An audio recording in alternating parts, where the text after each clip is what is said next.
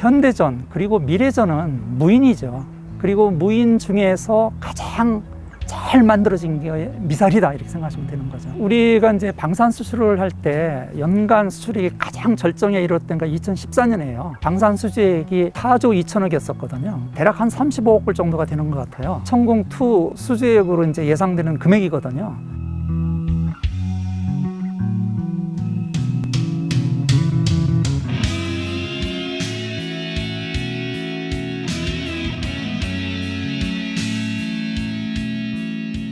일반적으로 저희가 말을 할 때 천공 미사일 완제품을 수출한다 이런 말을 하고 있거든요. 근데 사실은 미사일뿐만 아니라 거기에 들어가는 이제 우리가 유격체 시스템 전체를 수출한다고 보시면 되겠습니다. 또 의미적인 측면에서 본다면 한 두 가지로 볼 수 있거든요. 하나는 방산 역사상 최대 규모의 사업이라는 점, 또 하나는 이제 기술적인 측면에서 말씀드릴 수가 있는데 국제적으로 세계적으로 우리의 미사일 기술 능력을 인정받는 계기가 되었다라고 할 수 있습니다.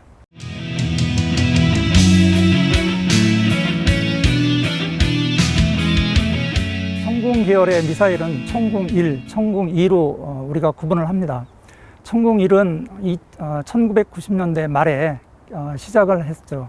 러시아의 기술 도움을 받아서 개발한 미사일인데 반해서 천공2는 바로 작년에 공군에 이렇게 이제 인도되기 시작한 아주 첨단 미사일인데 기술적인 측면에서는 상당한 차이가 있어요. 예를 들어서 천공1은 우리가 소위 얘기하는 항공기라든지 순항미사일, UAV와 같은 공중 위협을 대상으로 만들어졌거든요. 반면에 천공2는 일반 대공 위협뿐만 아니라 탄도탄을 유격할 수 있는 미사일이라는 점에서 상당한 의미를 갖습니다. 탄도탄은 이제 대기권 밖으로 비행을 했다가 대기권 내로 급초음속으로 진입을 하거든요. 그래서 이제 그러한 미사일을 유격하기 위해서는 일단 유격체 미사일의 속도가 아주 빨라야 돼요. 그래서 천공2 미사일 같은 경우는 마하 5 정도까지도 속도가 이렇게 나고 있거든요. 그 다음에 이제 고도가 또 높이 올라갈 수 있어야 되거든요. 그래서 고도 측면에서 본다면 한 15km까지. 그 다음에 이제 거리 측면에서 본다면 40km 안에 들어오는 미사일은 유격할 수 있다. 이렇게 보시면 되겠죠.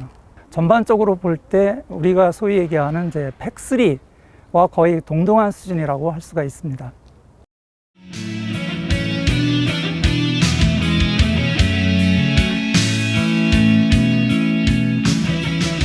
방어용 미사일은 이제 우리가 요격 미사일이라고 하는데, 요격 미사일은 크게 이제 항공기라든지 뭐 순항 미사일 아니면 UAV와 같은 공중 위협을 대상으로 하는 방어 체계가 있고, 또 다른 하나는 탄도 미사일이 있어요. 탄도 미사일은 고기동에다가 극초음속이죠. 그러다 보니까 사실은 탄도 미사일 유격 체계를 개발한다는 것은 상당히 첨단 기술이 필요해요. 그리고 이제 탄도미사일을 유격할 수 있는 미사일로서 우리가 많이 이렇게 거론되고 있는 게 팩3죠. 대표적인 게. 그리고 이번에 우리가 수주를 하는 과정에서 경쟁을 했던 이스라엘과 인도가 이제 공동으로 개발하고 있는 거거든요. 바락 8이라고 해가지고. 그 다음에 이제 이태리와 프랑스가 공동 개발하고 있는 아스터 30 또는 뭐 아스터 15 이런 것들이 이제 우리가 지금 개발하고 있는 천공2와 아주 거의 동급의 미사일로 보시면 되겠죠.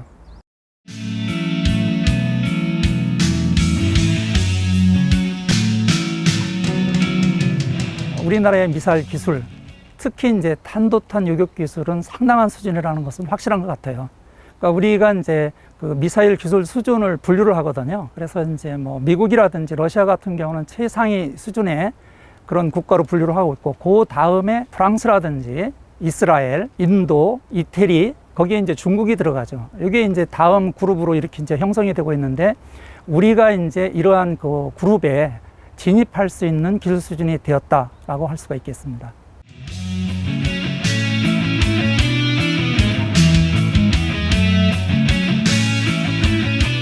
미사일 기술 개발이 우리한테 상당히 중요한 이유는 두 가지 측면으로 볼 수 있어요. 하나는 이제 안보 측면이고, 하나는 이제 경제적인 측면이거든요. 우선 이제 안보 측면에서 보면은 북한을 비롯한 주변국의 핵미사일 위협에 대해서 우리가 최소한의 억지력을 갖기 위해 우리가 방어와 공격무기를 개발하는 것은 필수적이라고 생각을 해요. 그 다음에 이제 방산 수출에 있어가지고 미사일 개발은 고부가가치 영역이라고 생각을 하거든요. 미사일 개발과 고도화는 우리한테 상당한 의미를 갖는 일이 아닌가 생각을 합니다. 이번에 개발한 거는 탄도탄 전용의 미사일이지만은 어떻게 보면은 이제 첫 발을 내렸다고 생각할 수가 있어요.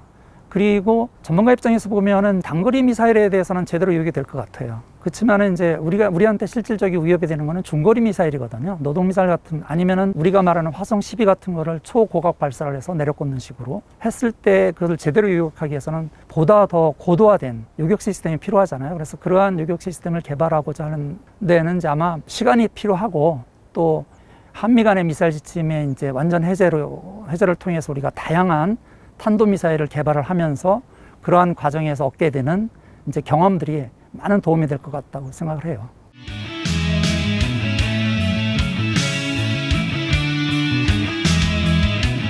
사실 한미 간의 미사일 지침은 이제 공격 무기인 탄도미사일을 대상으로 하고 있어요. 반면에 천공이라는 미사일은 방어용 무기거든요. 그렇기 때문에 우리가 천공 미사일을 개발하는 과정에서 큰 어려움은 없었다고 판단이 돼요. 사거리, 중량 이런 것이 완전히 해제가 됐잖아요. 탄도미사일에 있어가지고. 그렇다면 이제 우리가 그동안 단거리 미사일 중심으로 이제 개발해 왔는데, 이것이 이제 다양한 탄도미사일을 개발할 수 있다는 거거든요. 그래서 이제 이러한 다양한 탄도미사일을 개발하는 과정에서 우리가 얻게 된 지식이라든지 교훈, 경험 이런 것들이 이제 우리가 향후 미사일을 개발하는 데 있어서 아주 결정적인 역할을 할 것이라고 생각합니다.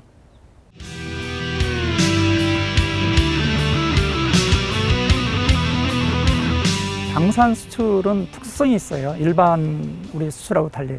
그게 뭐냐면은 계약의 당사자가 개인이 아니라 국가라는 거거든요. 그렇기 때문에 이제 국가 차원에서 수출 전략을 세울 필요가 있다는 점을 강조드리고 싶고요. 이번에 천궁 2의 그 수주 과정을 이렇게 쭉 살펴보면은 국가 간의 어떤 신뢰를 기반으로 우리가 소위 얘기하는 세일즈 외교라는 측면에서 전면에 나서죠. 그래서 이제 그러한 것들이 실질적으로 수주에서 우위를 점하는 데 있어서 상당한 역할을 했다고 생각을 합니다.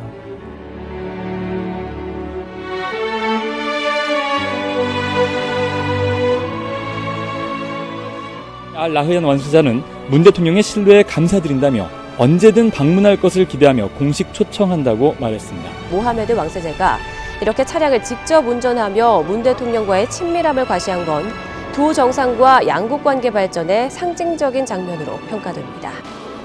문재인 대통령과 모하메드 왕세제의 확대 단독회담은 당초 예정된 시간을 훌쩍 넘겨 1시간 넘게 진행됐습니다. 문 대통령은 리비아에서 피랍됐던 우리 국민의 석방에 결정적 역할을 한 것에 감사를 표했습니다. 무함마드 왕세제는 코로나19 대응을 위한 한국의 수준이 높고 적극적인 방역 조치와 뛰어난 역량을 깊이 신뢰한다고 화답했습니다.